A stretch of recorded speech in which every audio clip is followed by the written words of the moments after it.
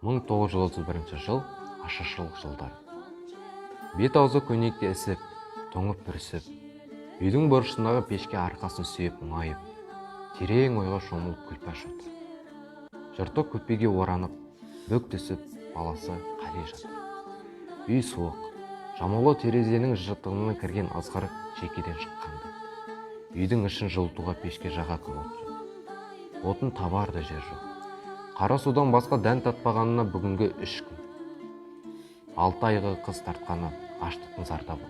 Баламды аяймын, қашан көршілер ас бере берсін. Өздерінің жетісіп отырғаны да шамалы. Кейінгі кездері көршілер де кірмей кетті.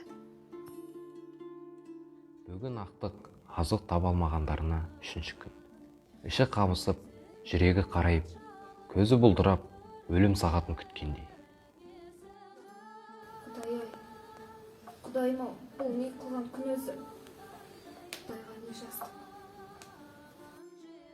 Аштықтан басқа Күлпаштың мазасын алатын тағы бір ой бар еді. Ол ойдың Күлпашты қайнағанына бүгін 2-ші күн.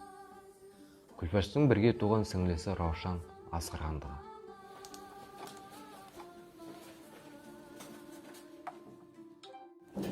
Сәлем бердік, апатай, қалыңыз қалай? Апатай, ендігі өміріңізді қорлықта қалмасын деймін. Жол болса ауыр, өлмеудің қамын ойласын деймін. Ойланыңыз.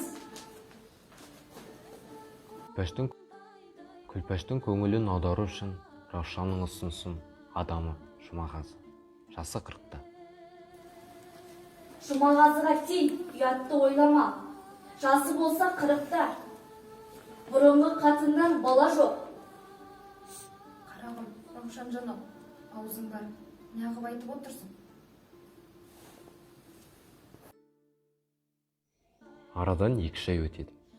Аштықтың шеңгелі қаттырақ болып, күн көру қиынға соғады.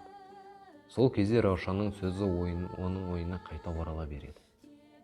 Әрі сыры болып жүргенде сіңлісі Раушан тағы келеді. Күлпашты көріп аяды, жылады.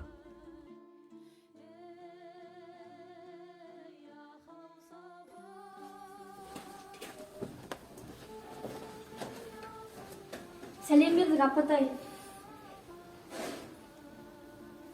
Апатай-ау, биыл мен саған не дедім?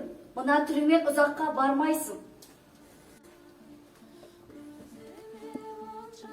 Жүрегімде таласып тұрған не ой бар? Жұмағазыға тисем, тамағым тоқ, күлерім көп болар еді. Жастан қосылған қосағымды қайтем. Өлмеудің қамын ойла, өз басыңды ойла. Көп сөйлеме, Жұмағазыға тей. Қани жанды қайтем. Баламды Құдай атсын. Атынан алтықта жатарсың. Күйеуін ауызға алмай, баласын ғана атағаны Күлпаштың әбден әлсіреп, шыдамдылығын айрылғанын білдіреді. Жұмағазының нұсқауымен келген Раушан апасының жайын сезген соң істі бір жолата бітірудің қамына кіріседі. Дастырғанда нан үзілген жоқ. Шұжықтың түр-түрі бар. Көп сөйлемей соған тей. Ей, қарағым-ай, өздерің біліңдерші, мен естен тапқан кісімін ғой. Апа, Ау, қарағым, әке келді ме? әкемнің қарасы батсын. Ертең Күлпаш жастай қосылған өмірлік жолдасын тастап кетпек. Қалай кетпек, қалай айырылмақ, өзі де білмейді. Қалай ұзатылды, қалай ұнатты, жастық шағын біраз есіне алды. Сөйткен күйеуін енді ертең тастамақ.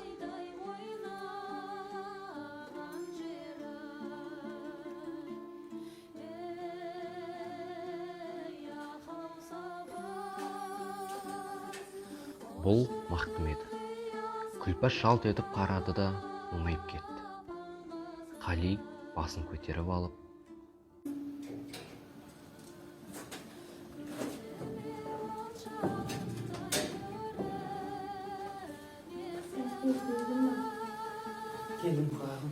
Қали сүйретіліп тұрып, екі көзі мақтымның мойындағы дорбада ептеп басып жақындады да мақтан. Қалқамаудың жоқ.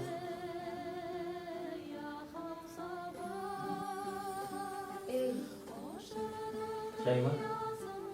Қатын бірдеңе айтайын деп келдім. әшейін бүгін Раушан келіп еді. Шай келіп пе? Ей, Не болды, айтсайшы. біз өлеміз бе? Өлетін шығармыз. Біз айырылыссақ қайтеді. Қатын, сен не деп отырсың? Айырылыссақ. Раушан айтты ма? Иә.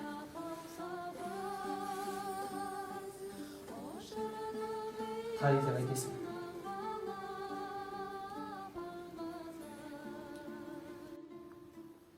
Әттең кедейлік. Әттең аштық. Не қылдың сен?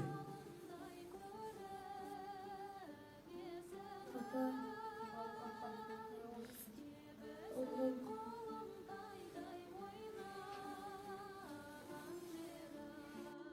Осылайша көктем айы да жетіп келді. Алайда ашаршылық жаймаш шуақ мезгілін берекесін алады. Жұмағазыға дегеніне 20 күндей болған. Аштықтың қанды тырнағы Күлпашты бұған да көндірген. Бірақ аштықтың құтылған екем деп қабақ ашылған Күлпаш жоқ. Жұмағазының үйінде 20 күн, 20 жылдан ауыр болды. Әсіресе Қалиды сағынды.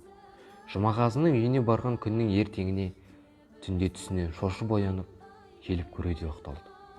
Күлпаш барғалы, қайғы үстіне қайғы жамап, ақырында бүгін Жұмағазының үйде жоғын пайдаланып келе жатқан еді. Күлпаш бұл жолы түрлі ойға мініп кетеді. Аяғын 2-3 басып, қайта-қайта сол жақ қойын сипалап қарайды. Қарағым-ай, жарығым менің, етті көргенде не дер екен?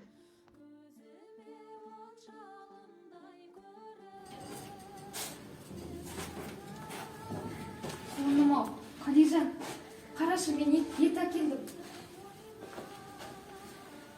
Құлыным-ау, Қадижан, тұршы. Құлыным-ау, Қадижан, тұршы. Бұдан кейін не болғанын өзі де білмей, өліп жатқан күйеуі мен баласын құшақтай құлады.